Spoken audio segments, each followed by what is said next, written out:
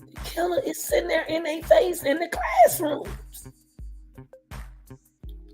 The killer is gonna strike again. Because why? The killer got away the first time. Somebody know, y'all, what happened to those kids.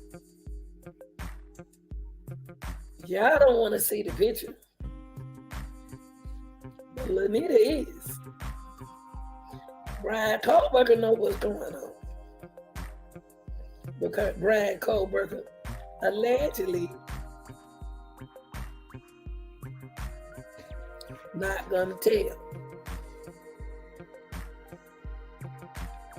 Now, since then, the two roommates, y'all. Let's look at this whole picture, okay? Since then, the two roommates who were spared has kept to themselves. They did just like they did in Kanika Jenkins' case. The girls went their way, Shamaya went her way, Irene went her way, Monifa went her way. In this same case right here, Dylan and Bethany, they gone their separate way. To be honest with y'all, the killer is still out there.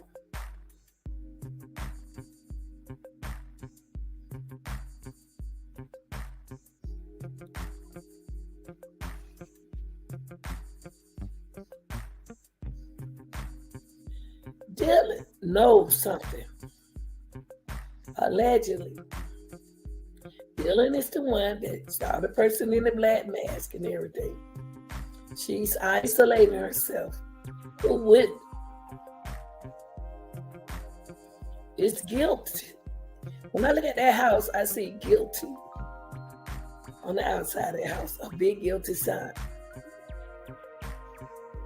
Dripping our blood.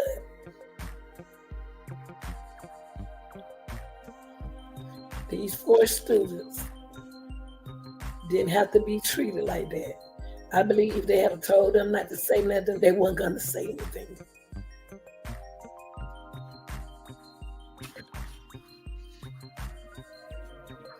Dylan was seen briefly after the murders running near her parents' home, but has avoided the media attention.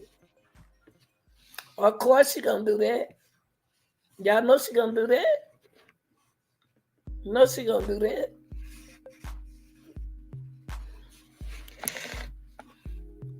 Now, in the beginning, after those homicides, Bethany was basically dogpiled on social media. Private investigator. The private investigator told News Nation. I'll give a shout out to New York Post, News Nation, Law and Crime, Court TV, all those good channels that benefits this case, the media. Because if it wasn't from you all, I couldn't have did this case. Their work was part of the trauma that she experienced. Dylan experienced part of the trauma herself.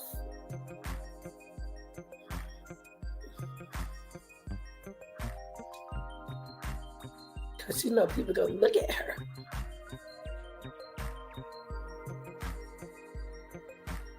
They're gonna look at her. Any 21-year-old, a 10-year-old would have called 911. Y'all done seen thousands of movies with them kids and Someone is in the house, they under the bed talking. They in the closet talking.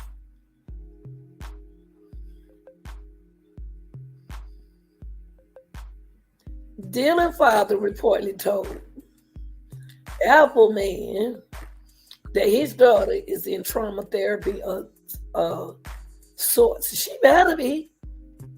She's trying to avoid a lot of stuff. That's what she's trying to do. She knows she got to talk. She knows she got to tell this story. Because the crime was in the house. She was awake. But at first she wasn't awake, y'all. At the very beginning, I still got the story.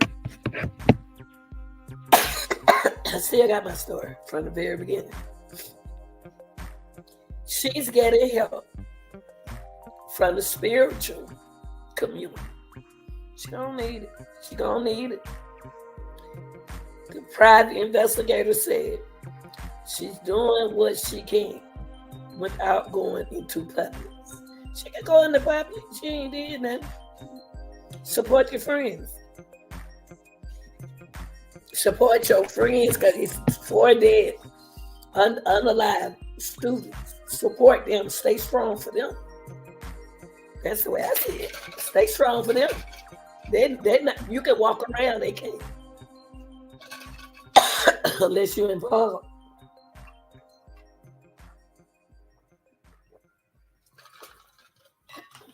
That's why everybody should be walking around in your house. This situation here is a lesson to learn for young people. You cannot let people come in and out of your house. When you lay your head and you're not home, this is the kind of situation that happens. Let's talk about Bethany. Bethany, 21,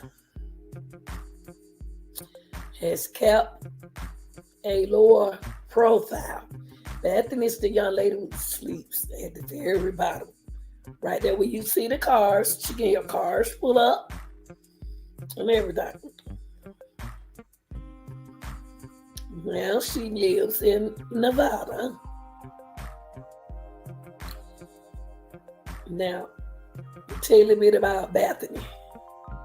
Bethany, she has only been heard from when her attorney filed a motion earlier, y'all, this year to dismiss her subpoena. No, attorney. She needs to come to court.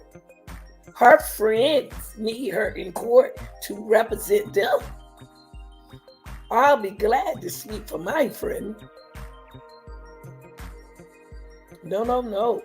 So her attorney filed a motion earlier this year to dismiss.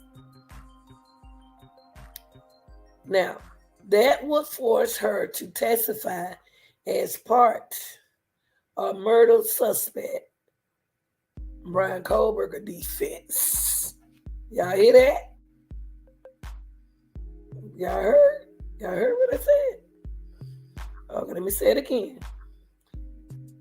Bethany, the girl was sleeping on the lower level, who didn't hear nothing, who Dylan was allegedly texting.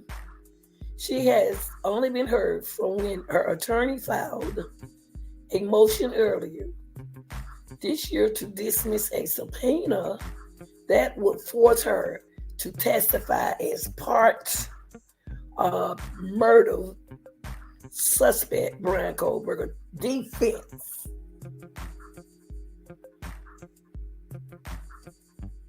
Now, Bethany, however, later y'all agreed to sit down for an interview with Bryan Kohberger attorney. Okay? Yeah. She agreed to sit down for an interview with Bryan Kohberger attorney. See, y'all didn't know that. But it's unclear now if this happened. or what came out of it. We don't know if it really happened or what came out. Now, anytime you got girls, it's some jealousy. It's going to be somewhere.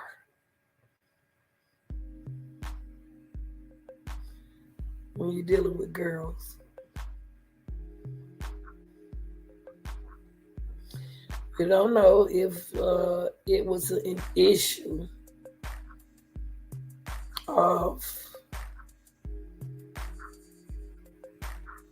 wait a minute, I meant to say, it is still a mystery why Dylan and Bethany took so long now to call the police on the night of the slating. Yeah.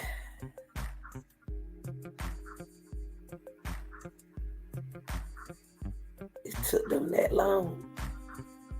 We don't know. We don't know if it was an issue of alcohol or fear or involvement. We don't know.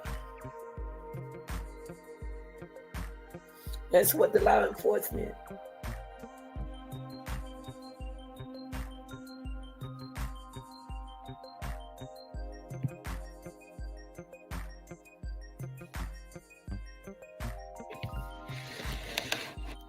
Now, it's a newly released police affidavit.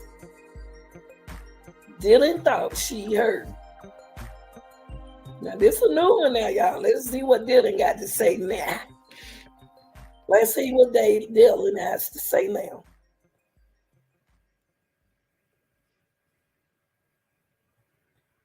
Dylan thought she heard Kaylee saying, "There's someone here," followed by the sound of crying from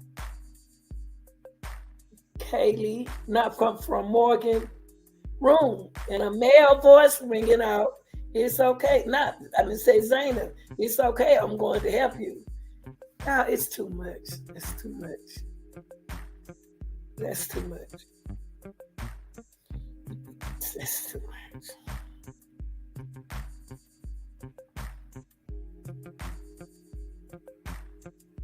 Let me say that again.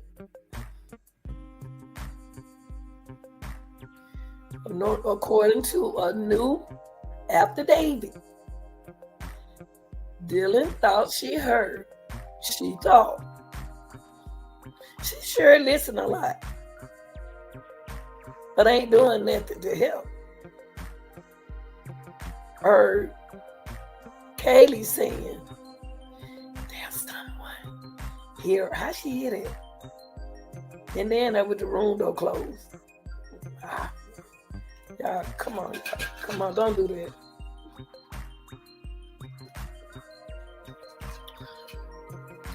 Please pray for the ones who we trying to find justice for, okay? There's someone here. If I hear somebody saying, "There's someone here," I'm about to dial 911. I'm just so sorry. You shouldn't have been here. Dial 911. Because I'm the one that can save everybody in the house. So that's what Dylan heard. There's someone here. And then she said she heard crying. A sound of crying from Zaina's room. And a male voice ringing out, "It's okay." So you telling me you stabbing the girl and you telling this girl that it's okay? I'm going to help you? Wait a minute. I'm screaming and hollering, "Oh, it's okay. I'm going to help you now."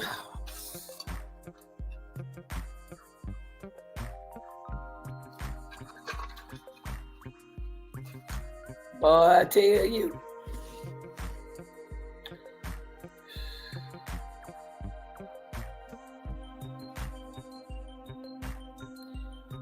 Earlier, police reported said the roommates who lived on the first and the second floor of the house had friends come to the scene. Why? Y'all don't did all this. All this killing going on in this house. Blood all on the floor, leaking out the side of the house. And you call your friends to a crime scene. What? Why are you scared of the police? Did you see an officer in the house? Why were you so afraid to call? Why was Dylan afraid and Bethany afraid to call the police? Why? Y'all, the roommates who lived on the first and the second floor had friends come on the scene, on a crime scene.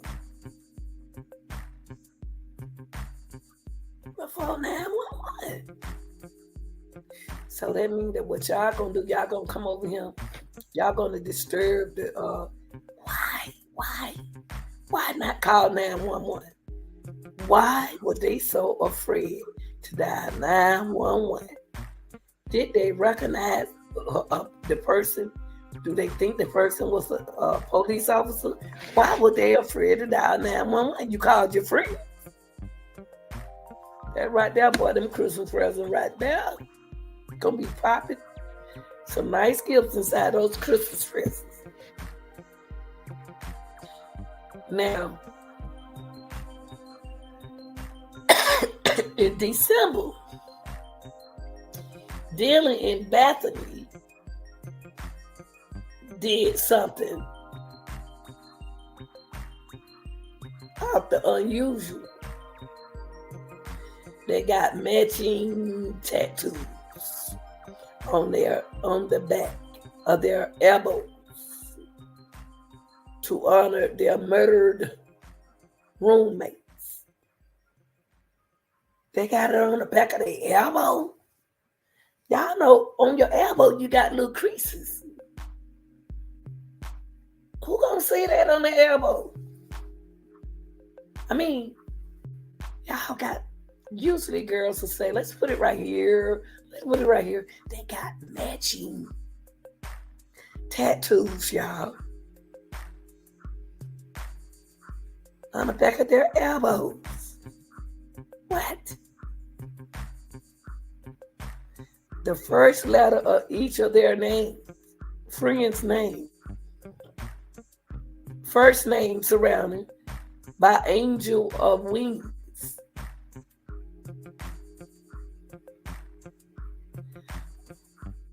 What? I'm over here looking crazy. Touching my elbow. I got tattoos. I'm just trying to see. Why did I put it right there? Why is it behind my elbow? Y'all don't want to see it? That's weird. Yeah, they got matching tattoos, y'all, on the back of their elbows to honor their roommates. Yeah, with their first letter of their names, with angel wings. Who idea to do that? Dylan said her 4 roommates changed the way I looked at life. That's what Dylan said. Dylan said that the 4 roommates changed the way she looks at life. Bethany wrote that the victims were all gifts to this world in your own special way. What? Is this is this spiritual? What is this? What's going on? Bethany wrote that the victims were all gifts to this world in your own special way. And it just don't be in the same. It just won't be the same without you.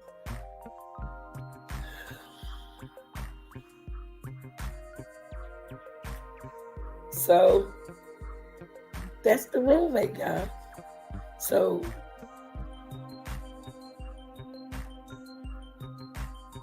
by your friends being gone, make you look at life, change the way you look at life.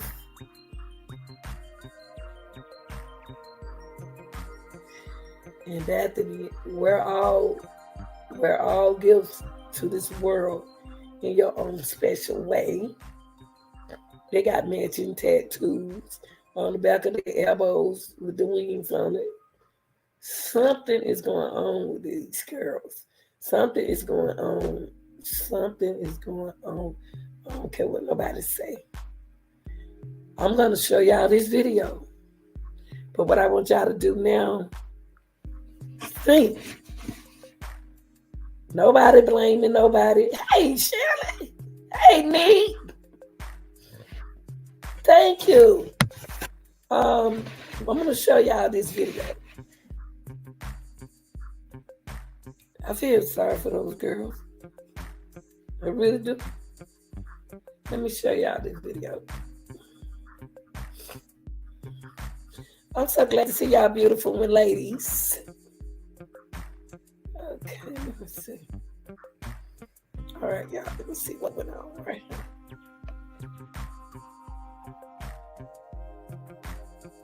Okay.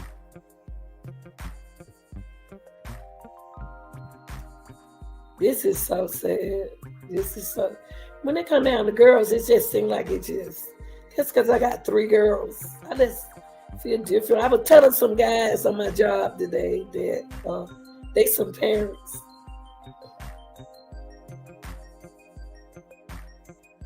And I told him, I said, he got 4 boys. He got one man had 4 little boys running across the street. The other one had 3 boys.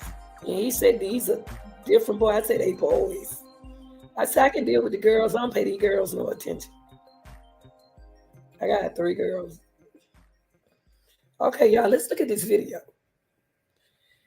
These girls, I don't care what color they are, they're just beautiful. Nothing should happen to girls. Nothing like this. Not even to Ethan.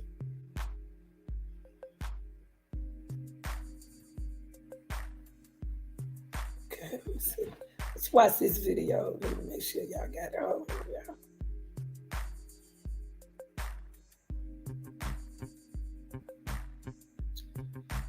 Okay. This is the house, y'all. This is one of the biggest, ugly, scary looking houses I have ever seen in my life. It's too big for me. I don't like big houses. It just seems like something happened in them. I'm just paranoid about big houses like that. Look at that. All right, y'all, here we go.